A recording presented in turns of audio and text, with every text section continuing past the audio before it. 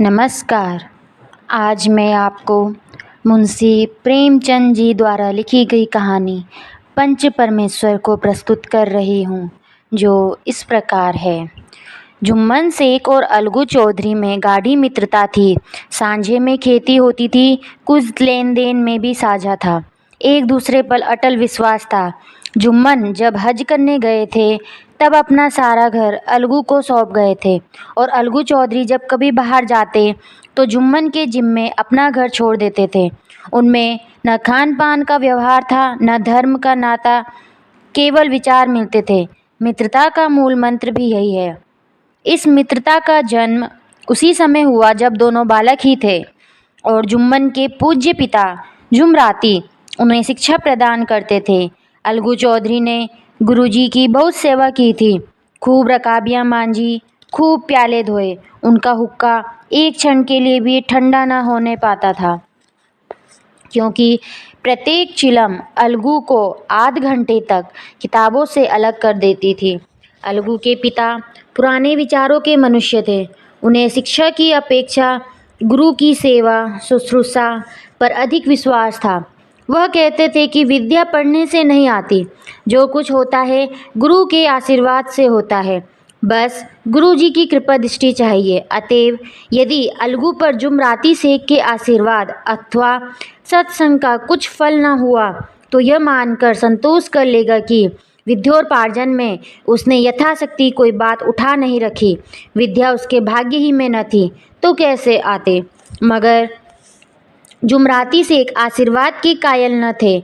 उन्हें अपने सोटे पर अधिक भरोसा था, और उसी सोटे के प्रताप से आज आसपास के गांव में जुम्मन की पूजा होती थी। उनके लिखे हुए रहननामे या बेनामे पर कचहरी का मुहर्रिर भी कलम न उठा सकता था। हल्के का डाकिया, कांस्टेबल और तहसील का चपरासी सब उनकी कृपा की आकांक्षा रखते थे। अतएव अलगू का मान उसके धन के कारण था, तो जुम्मन शेख अपनी अनमोल विद्या से ही सबके आदर पात्र बने थे। जुम्मन शेख की एक बूढ़ी खाला मौसी थी। उसके पास कुछ थोड़ी सी मिल्कियत थी, परंतु उसके निकट संबंधियों में कोई न था। जुम्मन शेख ने लंबे चौड़े वादे करके वह मिल्कियत अपने पास लिखवा ली थी। जब तक दान पात्र की रजिस्ट्री न हुई थी तब तक तो खाला जान का खूब आदर सत्कार किया। उन्हें खूब स्वादिष्ट पदार्थ खिला गए, हलवे पुलाव की वर्षा की गई। पर रजिस्ट्री मोहन ने इन खातिरदारियों पर भी मुहर लगा दी। जुम्मन की पत्नी करीमन रोटियों के साथ कड़वी बातों के कुछ तेज तीखे सालान भी देने लगी। जुम्मन शेख भी निष्ठुर हो गए। अब बेचारी खाला जान को प्राय नित्य ही ऐसी बातें सुननी पड़ती थी। बुढ़िया ना जाने कब तक जिएगी। 2-3 बीघे उपसर क्या दे दिया, मानो मोल ले लिया है। बगारी दाल के बिना रोटियां नहीं उतरती। जितना रुपया उसके पेट में झोंक चुके, उतने से तो अब तक गांव मोल ले लेते। कुछ दिन खाला जान ने सुना और सहा, पर जब न सहा गया तब जुम्मन से शिकायत की। जुम्मन ने स्थानीय कर्मचारी गृहस्वामी के प्रबंध में दखल देना उचित न समझा। कुछ दिन तक यूं ही रो धोकर काम चलता रहा। अंत में एक दिन खाला ने जुम्मन से कहा, बेटा, तुम्हारे साथ मेरा निर्वाह न होगा। तुम मुझे रुपए दे दिया करो, मैं अपना खा पका लूँगी।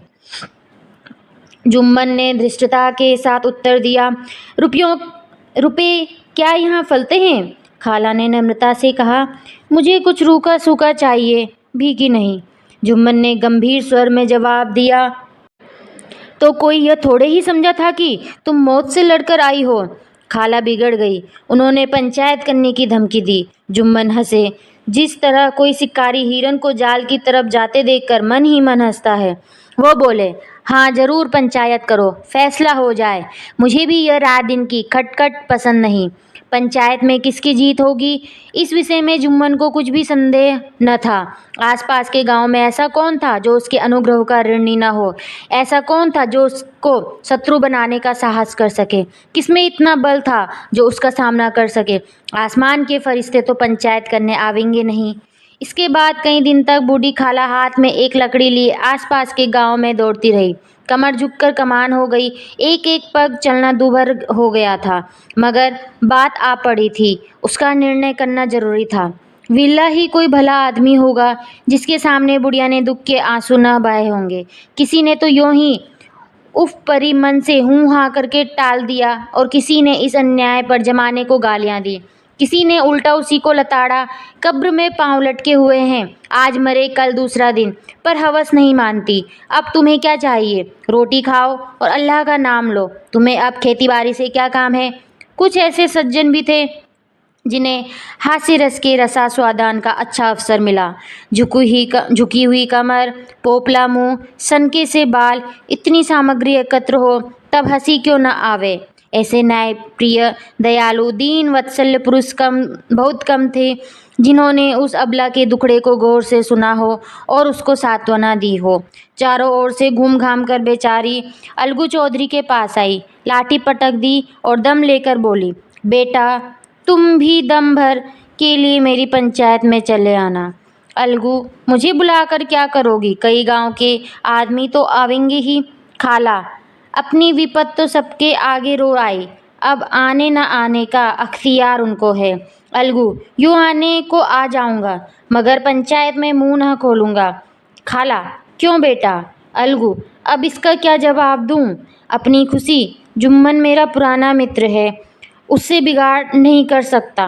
खाला, क्यों बेटा? क्या बिगाड़ के डर से ईमान की बात ना कहोगे?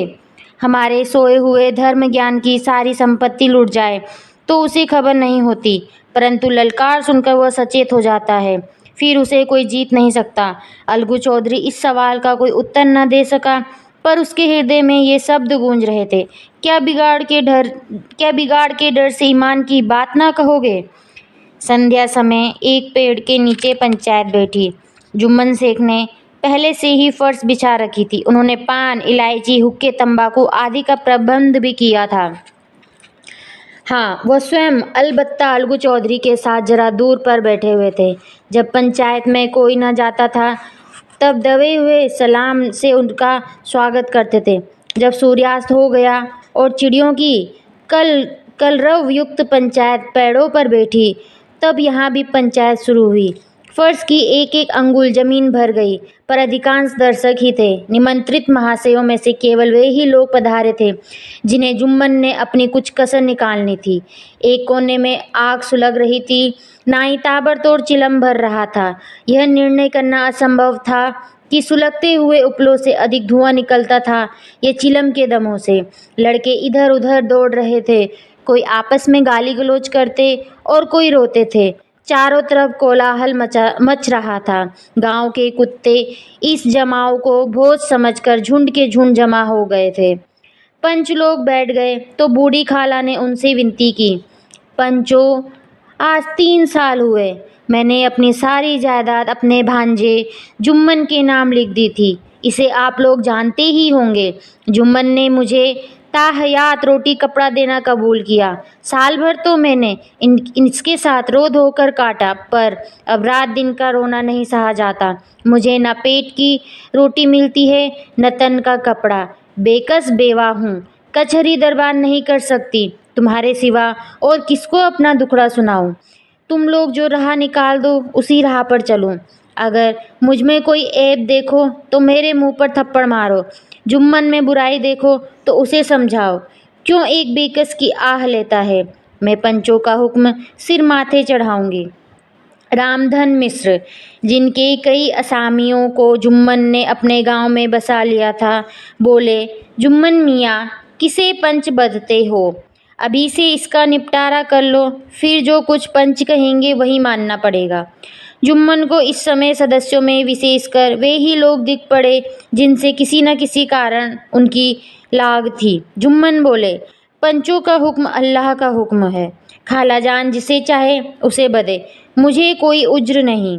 खाला ने चिल्लाकर कहा, अरे अल्लाह के बंदे, पंचों का नाम क्यों नहीं बता देता? कुछ मुझे भी तो मालूम हो। जुम्मन ने क्रोध से कहा, अब इस वक्त मेरा मुंह न खुलवाओ, तुम्हारी बन पड़ी है, जिसे चाहो पंच बदो। खाला जान जुम्मन के आक्षेप को समझ गई। वो बोली, बेटा खुदा से डरो, पंच न किसी के दोस्त होते हैं न किसी के दुश्मन। कैसी बात कहते हो? और तुम्हारा किसी पर विश्वास ना हो तो जाने दो। अलगू चौधरी को तो मानते हो? लो, मैं उन्हीं को सरपंच बनती हूँ। जुम्मन शेख मन ही मन फूले न समाये, परंतु भावों को छिपाकर बोले, अलगू ही सही, मेरे लिए जैसे रामधन वैसे अलगू। अलगू इस झमेले में फंसना नहीं चाहते थे। वे कन्नी काटने लगे। बोले, खाला तुम जानती हो कि मेरी जुम्मन से गाढ़ी दोस्ती है। खाला ने गंभीर स्वर में कहा, बेटा, दोस्ती के लिए कोई अपना ईमान नहीं बेचता। पंच के दिल में खुदा बसता है। पंचों के मुंह से जो बात निकलती है वह खुदा की तरफ से निकलती है। अलगू चौधरी सरपंच हुए। रामधन मिश्र और जुम्मन के दूसरे विरोधियों ने बुढ़िया को मन में बहुत कोसा। अलगू चौधरी बोले, शेख जुम्मन, हम और तुम पुराने दोस्त हैं। जब काम पड़ा तुमने हमारी मदद की और हम भी जो कुछ बन पड़ा तुम्हारी सेवा करते रहे, मगर इस समय तुम और बूढ़ी खाला दोनों हमारी निगाह में बराबर हो। तुमको पंचों से जो कुछ अर्ज करनी हो करो। जुम्मन को पूरा विश्वास था कि अब बाजी मेरी है। अलगू यह सब दिखावे की बातें कर रहा है, अतएव शांतचित्त होकर बोले, पंचो, 3 साल हुए खाला जान ने अपनी जायदाद मेरे नाम हिब्बा कर दी थी। मैंने उन्हें ताहयात खाना कपड़ा देना कबूल किया। खुदा गवाह है कि आज तक मैंने खाला जान को कोई तकलीफ नहीं दी। मैं उन्हें अपनी माँ के समान समझता हूँ। उनकी खिदमत करना मेरा फ़र्ज़ है, मगर औरतों में जरा अनबन रहती है, उसमें मेरा क्या बस है। खाला जान मुझसे माहवार खर्च अलग मांगती है। जायदाद जितनी है वो पंचों से छिपी नहीं। उससे इतना मुनाफा नहीं होता है कि माहवार खर्च दे सकूं। इसके अलावा हिब्बानामे में माहवार खर्च का कोई जिक्र नहीं तो मैं भूलकर भी इस झमेले में न पड़ता। बस मुझे यही कहना है, आइंदा पंचों का अख्तियार है, जो फैसला चाहें करें। अलगू चौधरी को हमेशा कचहरी से काम पड़ता था, अतएव वो पूरा कानूनी आदमी था। उसने जुम्मन से जिरह शुरू की। एक एक प्रश्न जुम्मन के हृदय पर हथौड़े की चोट की तरह पड़ता था। रामधन मिश्र इन प्रश्नों पर मुग्ध हुए जाते थे। जुम्मन चकित थे कि अलगू को क्या हो गया। अभी यह अलगू मेरे साथ बैठा हुआ कैसी कैसी बातें कर रहा था। इतनी ही देर में ऐसी काया पलट हो गई कि मेरी जड़ खोदने पर तुला हुआ है, न मालूम कब की कसर निकाल रहा है। क्या इतने दिनों की दोस्ती कुछ भी काम ना आवेगी? जुम्मन शेख तो इतनी संकल्प विकल्प में पड़े हुए थे कि इतने में अलगू ने फैसला सुनाया। जुम्मन शेख, पंचों ने इस मामले पर विचार किया। उन्हें यह नीति संगत मालूम होता है कि खाला जान को माहवार खर्च दिया जाए। हमारा विचार है कि खाला की जायदाद से इतना मुनाफा अवश्य होता है कि माहवार खर्च दिया जा सके। बस यही हमारा फैसला है। अगर जुम्मन को खर्च देना मंजूर न हो तो हिब्बानामा रद्द समझा जाए। यह फैसला सुनते ही जुम्मन सन्नाटे में आ गए और अपना मित्र हो वह शत्रु का व्यवहार करे और गले पर छुरी फेरे, इसे समय के हेर-फेर के सिवा और क्या कहें। जिस पर पूरा भरोसा था उसने समय पड़ने पर धोखा दिया। ऐसे ही अफसरों पर झूठे सच्चे मित्रों की परीक्षा की जाते हैं। यही कलयुग की दोस्ती है। अगर लोग ऐसे कपटी धोखेबाज न होते तो देश में आपत्तियों का प्रकोप क्यों होता। यह हैजा प्लेग आदि व्याधियां दुष्कर्मों के ही दंड है। मगर रामधन मिश्र और अन्य पंच अलगू चौधरी की इस नीति प्राणियता की प्रशंसा जी खोलकर कर रहे थे। वे कहते थे, इसका नाम पंचायत है, दूध का दूध और पानी का पानी कर दिया। दोस्ती दोस्ती की जगह है, किंतु धर्म का पालन करना मुख्य है। ऐसे ही सत्यवादियों के बल पर पृथ्वी टिकी है, नहीं तो वह कब की रसातल को चली जाती। इस फैसले ने अलगू और जुम्मन की दोस्ती की जड़ हिला दी। अब वे साथ साथ बातें करते नहीं दिखाई देते। इतना पुराना मित्रता रूपी वृक्ष सत्य का एक झोंका भी न सह सका। सचमुच वह बालू की ही जमीन पर खड़ा था। उनमें अब शिष्टाचार का अधिक व्यवहार होने लगा। एक दूसरे की आवभगत ज़्यादा करने लगे। वे मिलते जुलते थे, मगर उसी तरह जैसे तलवार से ढाल मिलती है। जुम्मन के चित्त में मित्र की कुटिलता आठों पहर खटका करती थी। उसे हर घड़ी यही चिंता रहती थी कि किसी तरह बदला लेने का अवसर मिले। अच्छे कामों की सिद्धि में बड़ी देर लगती है, पर बुरे कामों की सिद्धि में यह बात नहीं होती। जुम्मन को भी बदला लेने का अवसर जल्द ही मिल गया। पिछले साल अलगू चौधरी बटेसर से बैलों की एक बहुत अच्छी गोई मोल लाए थे। बेल पछाही जाति के सुंदर बड़े बड़े सींगों वाले थे। महीनों तक आसपास के गांव के लोग दर्शन करते रहे। संयोग से जुम्मन की पंचायत के 1 महीने के बाद इस जोड़ी का एक बैल मर गया। जुम्मन ने दोस्तों से कहा, यह दगाबाजी की सजा है। इंसान सब्र भले ही कर जाए, पर खुदा नेक बद सब देखता है। अलगू को संदेह हुआ कि जुम्मन ने बैल को विष दिला दिया है। चौधराइन ने भी जुम्मन पर ही इस दुर्घटना का दोषारोपण किया। उसने कहा, जुम्मन ने कुछ करा दिया है। चौधराइन और करीमन में इस विषय पर एक दिन खूब ही वाद विवाद हुआ। दोनों देवियों ने शब्द बाहुल्य की नदी बहा दी। व्यंग्य, वक्रोक्ति, अन्योक्ति और उपमा आदि अलंकारों में बातें हुई। जुम्मन ने किसी तरह शांति स्थापित की। उन्होंने अपनी पत्नी को डांट डपट कर समझा दिया। वह उसे उस रणभूमि से हटा भी ले गए। उधर अलगू चौधरी ने समझाने बुझाने का काम अपने तरवफपूर्ण सोंटे से लिया। अब अकेला बैल किस काम का। उसका जोड़ बहुत ढूंढा गया, पर न मिला। निदान यह सलाह ठहरी कि इसे बेच डालना चाहिए। गांव में एक समझू साहू थे। वह इक्का गाड़ी हाँकते थे। गांव के गुड़ घी लाद कर मंडी ले जाते, मंडी से तेल नमक भर लाते और गांव में बेचते। इस बैल पर उनका मन लहराया। उन्होंने सोचा, यह बैल हाथ लगे तो दिन रात में बैठ खटके 3 खेप हो। आजकल तो एक ही खेप में लाले पड़े रहते हैं। बैल देखा, गाड़ी में दौड़ाया, बाल भोरी की पहचान कराई तो मोल तोल किया और उसे लाकर द्वार पर बांध दिया। 1 महीने में दाम चुकाने का वादा ठहरा। चौधरी को भी गरज थी, घाटे की परवाह न की। समझू साहू ने नया बैल पाया तो लगे उसे रगेदने। वो दिन में 3-3, 4-4 खेपे करने लगे। न चारे की फिक्र, न पानी की, न खेपों से काम था, बस खेपों से काम था। मंडी ले गए, वहाँ कुछ सूखा भूसा सामने डाल दिया। बेचारा जानवर अभी दम भी न लेने पाया था कि फिर जोत दिया। अलगू चौधरी के घर था तो चैन की बंसी बजती थी। बैलराम छठे छठ माए कभी बहली में जोते जाते थे। खूब उछलते कूदते और कोसों तक दौड़ते चले जाते थे। वहाँ बैलराम का रातिब था। साफ पानी, दली हुई अरहर की दाल और भूसे के साथ खली, और यही नहीं, कभी कभी घी का स्वाद भी चखने को मिल जाता था। शाम सवेरे एक आदमी खरहरे करता पहुँचता और सलाहता था। कहाँ वह सुख चैन, कहाँ यह 8 पहर की खपत। महीने भर में ही वह पिस सा गया। इक्के का जुआ देखते ही उसका लहू सूख जाता था। एक एक पग चलना दूभर था। हड्डियां निकल आई थी, पर था वह पानीदार। मार की बर्दाश्त न थी। एक दिन चौथी खेप में साहू जी ने दूना बोझ लादा। दिन भर का थका जानवर पैर न उठते थे, पर साहू जी कोड़े फटकारने लगे। बस फिर क्या था, बैल कलेजा तोड़कर चला। कुछ दूर दौड़ा और चाहा कि जरा दम ले लूं, पर साहू जी को जल्द पहुंचने की फिक्र थी। अतएव उन्होंने कई कोड़े बड़ी निर्दयता से फटकारे। बैल ने एक बार फिर जोर लगाया, पर अब की बार शक्ति ने जवाब दे दिया। वो धरती पर गिर पड़ा और ऐसा गिरा कि फिर न उठा। साहू जी ने बहुत पीटा, टांग पकड़कर खींचा, नथनों में लकड़ी ठूसी, पर कहीं मृतक भी उठ सकता है। तब साहू जी को कुछ शक हुआ। उन्होंने बैल को गौर से देखा, खोलकर अलग किया और सोचने लगे कि गाड़ी कैसे घर पहुंचे। बहुत चीखे चिल्लाए, पर देहात का रास्ता बच्चों की आंख की तरह सांझ होते हैं, बंद हो जाता है।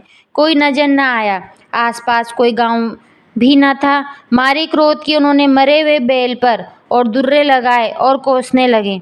अभागे, तुझे मरना ही था तो घर पहुंचकर मरता। ससुरा बीच रास्ते में ही मर गया। अब गाड़ी कौन खींचे। इस तरह साहू जी खूब जले भुने। कई बोरे गुड़ और कई पीपे घी उन्होंने बेचे थे। 200-250 रुपये कमर में बंधे थे। इसके सिवा गाड़ी पर ही लेट गए। वहीं रत जगह करने की ठान ली। चिलम पी गाया, फिर हुक्का पिया। इस तरह साहू जी आधी रात तक नींद को बहलाते रहे। अपनी जान में तो वह जागते ही रहे, पर पौ फटते ही जो नींद टूटी और कमर पर हाथ रखा तो थैली गायब। घबराकर इधर उधर देखा तो कहीं कनस्तर तेल भी नदारद। अफसोस में बेचारे ने सिर पीट लिया और पछाड़ खाने लगे। प्रातःकाल रोते बिलखते घर पहुँचे। सहू आइन ने जब यह बुरी सुनावनी सुनी, तब पहले तो रोई, फिर अलगू चौधरी को गालियां देने लगी। निगोड़े ने ऐसा कुलक्षणी बैल दिया, कि जन्म भर की कमाई लुट गई। इस घटना को हुए कई महीने बीत गए। अलगू जब अपने बैल के दाम मांगते तब साहू और सहुआइन दोनों ही झल्लाए हुए कुत्ते की तरह चर बैठते और अंड बंड बकने लगते। वाह, यहाँ तो सारे जन्म की कमाई लुट गई, सत्यानाश हो गया, इन्हें दामों की पड़ी है। मुर्दा बैल दे दिया था, उस पर दाम मांगने चले, आंखों में धूल झोंक दी, सत्यानाशी बैल गले बांध दिया, हमें निरा पोंगा ही समझ लिया है। हम भी बनिए के बच्चे हैं, ऐसे बुद्धू कहीं और होंगे। पहले जाकर किसी गड्ढे में मुंह धो आओ, तब दाम लेना। न जी मानता हो तो हमारा बैल खोल ले जाओ, महीना भर के बदले 2 महीना जोत लो, और क्या लोगे। चौधरी के बैरियों की कमी न थी। ऐसे अवसरों पर वे एकत्र हो जाते और साहू जी के बर्राने की पुष्टि करते, परंतु 150 रुपये से इस तरह हाथ धो लेना आसान न था। एक बार वह भी गर्म पड़े। साहू जी बिगड़कर लाठी ढूंढने घर में चले गए। अब सहुआइन ने मैदान लिया। प्रश्नोत्तर होते होते हाथापाई की नौबत आ पहुंची। सहुआइन ने घर में घुसकर किवाड़ बंद कर लिए। शोरगुल सुनकर गांव के भले मानस जमा हो गए। उन्होंने दोनों को समझाया, साहू जी को दिलासा देकर घर से निकाला। वह परामर्श देने लगे कि इस तरह काम न चलेगा, पंचायत कर लो, जो कुछ तय हो जाए उसे स्वीकार कर लो। साहू जी राजी हो गए। अलगू ने भी हामी भर दी। पंचायत की तैयारियां होने लगी। दोनों पक्षों ने अपने अपने दल बनाने शुरू किए। इसके बाद तीसरे दिन उसी वृक्ष के नीचे पंचायत बैठी। वही संध्या का समय था। खेतों में कोए पंचायत कर रहे थे। विवादग्रस्त विषय यह था कि मटर की फलियों पर उनका कोई स्वत्व है या नहीं, और जब तक प्रश्न हल न हो जाए तब तक वे रखवाले की पुकार अपनी अप्रसन्नता प्रकट करना आवश्यक समझते थे। पेड़ की डालियों पर बैठी सुख मंडली में यह प्रश्न छिड़ा हुआ था कि मनुष्यों को उन्हें बेमुरौवत कहने का क्या अधिकार है, जब उन्हें स्वयं अपने मित्रों से दगा करने में भी संकोच नहीं होता। पंचायत बैठ गई तो रामधन मिश्र ने कहा, अब देरी क्या है, पंचों का चुनाव हो जाना चाहिए। बोलो चौधरी, किस किस को पंच बदते हो। अलगू ने दीन भाव में कहा, समझू साहू ही चुन ले। समझू खड़े हुए और कड़क कर बोले, मेरी ओर से जुम्मन शेख। जुम्मन का नाम सुनते ही अलगू चौधरी का कलेजा धक धक करने लगा, मानो किसी ने अचानक थप्पड़ मार दिया हो। रामधन अलगू के मित्र थे, वह इस बात को ताड़ गए। पूछा, क्यों चौधरी, तुम्हें कोई उज्र तो नहीं। चौधरी ने निराश होकर कहा, नहीं, मुझे क्या उज्र होगा। अपने उत्तरदायित्व का ज्ञान बहुधा हमारे संकुचित व्यवहारों का सुधारक होता है। जब हम राह भूलकर भटकने लगते हैं तब यही ज्ञान हमारा विश्वसनीय पथ प्रदर्शक बन जाता है। पत्र संपादक अपनी शांति कुटी में बैठा हुआ कितनी धृष्टता और स्वतंत्रता के साथ अपनी प्रबल लेखनी से मंत्रिमंडल पर आक्रमण करता है, परंतु ऐसे अवसर आते हैं जब वह स्वयं मंत्रिमंडल में सम्मिलित होता है। मंडल के भवन में पग धरते ही उसकी लेखनी कितनी मर्मज्ञ, कितनी विचारशील, कितनी न्यायपरायण हो जाती है। इसका कारण उत्तरदायित्व का ज्ञान है। नवयुवक युवावस्था में कितना उद्दंड रहता है, माता पिता उसकी ओर से कितनी चिंतित रहते हैं। वे उसे कुल कलंक समझते हैं, परंतु थोड़े ही समय में परिवार का बोझ सिर पर पड़ते ही वह अव्यवस्थित चित्त उन्मत्त युवक कितना धैर्यशील, कितना शांतचित्त हो जाता है। यह भी उत्तरदायित्व के ज्ञान का फल है। जुम्मन शेख के मन में भी सरपंच का उच्च स्थान ग्रहण करते ही अपने जिम्मेदारी का भाव पैदा हुआ। उसने सोचा, मैं इस वक्त न्याय और धर्म के सर्वोच्च आसन पर बैठा हूँ। मेरे मुंह से इस समय जो कुछ निकलेगा वह देववाणी के सदृश है, और देववाणी में मेरे मनोविकारों का कदापि समावेश न होना चाहिए। मुझे सत्य से जो भर भी टलना उचित नहीं। पंचों ने दोनों पक्षों से सवाल जवाब शुरू किए। बहुत देर तक दोनों दल अपने अपने पक्ष का समर्थन करते रहे। इस विषय में तो सब सहमत थे कि समझू को बेल का मूल्य देना चाहिए, परंतु 2 महाशय इस कारण रियायत करना चाहते थे कि बेल के मर जाने से समझू को हानि हुई। इसके प्रतिकूल 2 सभ्य मूल के अतिरिक्त समझू को दंड भी देना चाहते थे, जिससे फिर किसी के किसी को पशुओं के साथ ऐसी निर्दयता करने का साहस न हो। अंत में जुम्मन ने फैसला सुनाया, अलगू चौधरी और समझू साहू, पंचों ने तुम्हारे मामले पर अच्छी तरह विचार किया। समझू को उचित है कि बैल का पूरा दाम दे। जिस वक्त उन्होंने बैल लिया उसे कोई बीमारी न थी। अगर उसी समय दाम दे दिए जाते तो आज समझू से फेल लेने का आग्रह न करते। बैल की मृत्यु केवल इस कारण हुई कि उससे बड़ा कठिन परिश्रम लिया गया और उसके दाने चारे का कोई अच्छा प्रबंध न किया गया। रामधन मिश्र बोले, समझू ने बैल को जानबूझकर मारा है, अतएव उससे दंड लेना चाहिए। जुम्मन बोला, यह दूसरा सवाल है, हमको इससे कोई मतलब नहीं। साहू ने कहा, समझू के साथ कुछ रियायत होनी चाहिए। जुम्मन शेख बोले, यह अलगू चौधरी की इच्छा पर निर्भर है, वह रियायत करें तो उनकी भलमनसी। अलगू चौधरी फूले न समाये, उठ खड़े हुए और जोर से बोले, पंच परमेश्वर की जय। इसके साथ ही चारों ओर से प्रतिध्वनि हुई, पंच परमेश्वर की जय। प्रत्येक मनुष्य जुम्मन की नीति को सराहता था। इसे कहते हैं न्याय। यह मनुष्य काम नहीं, पंच में परमेश्वर वास करते हैं, यह उन्हीं की महिमा है।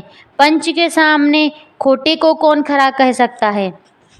थोड़ी देर बाद जुम्मन अलगू के पास आए और उनके गले लिपट कर बोले, भैया, जब से तुमने मेरी पंचायत की तब से मैं तुम्हारा प्राणघातक शत्रु बन गया था, पर आज मुझे ज्ञात हुआ कि पंच के पद पर बैठकर न कोई किसी का दोस्त होता है न दुश्मन।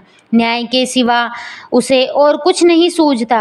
आज मुझे विश्वास हो गया कि पंच की जबान से खुदा बोलता है। अलगू रोने लगे। इस पानी से दोनों के दिलों का मैल धुल गया। मित्रता की मुरझाई हुई लता फिर हरी हो गई। धन्यवाद।